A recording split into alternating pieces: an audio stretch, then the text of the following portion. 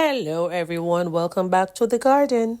Today we are going to be laying the groundwork for beautiful blooms and beautiful harvests by focusing on the often overlooked first step, which is preparing our planting containers. A little effort can make a huge difference in the health and happiness of our plants. No matter what we are using, a few key steps will ensure our plants have the best possible start.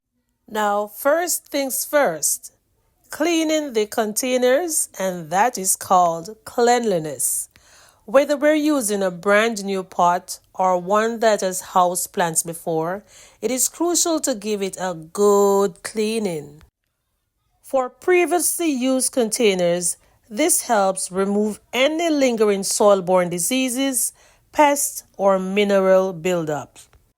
A simple scrub with warm soapy water and a stiff brush usually does the trick. But right now, I am using cold water with Dawn and a piece of rag to remove whatever was inside these containers.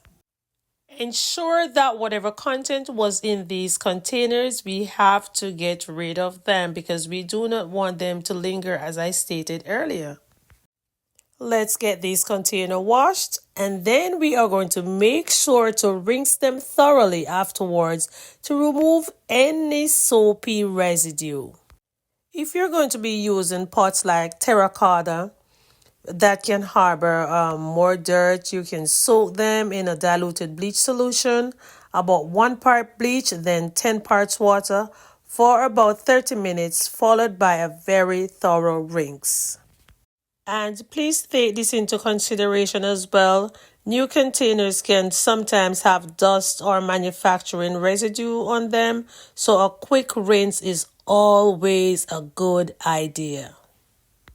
Alright, so we are now going to be getting these ready for something that is absolutely vital for healthy roots. This next step is ensuring that the containers have proper drainage. Most plants do not like sitting in saggy soil, which can lead to root rot. If your container doesn't have drainage holes, you'll need to add some. For smaller plastic containers, you can carefully drill a few holes in the bottom. For larger or more delicate containers, you might consider using an inner pot with drainage that sits inside a decorative outer container. For containers that comes with pre-drilled holes, it is still important to ensure that these holes are not blocked because sometimes the holes can get clogged with old soil or debris. We can always place a layer of something at the bottom to help maintain drainage, but opinions vary on the best approach.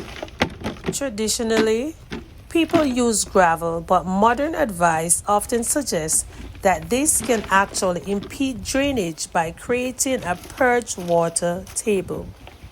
A better approach will be to place a piece of landscape fabric or an old coffee filter over the drainage holes. This helps prevent the potting mix from washing out while still allowing excess water to escape from the containers. It is now time to choose the right potting mix or soil for our containers. The soil is the lifeblood of our container plants.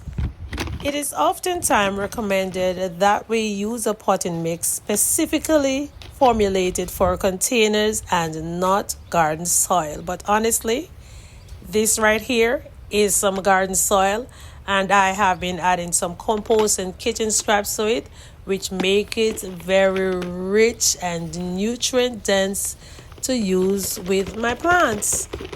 I know that garden soil can become compacted in the pots, hindering drainage and aeration, but if you add your kitchen scraps and your compost to it, that can work a lot of wonders.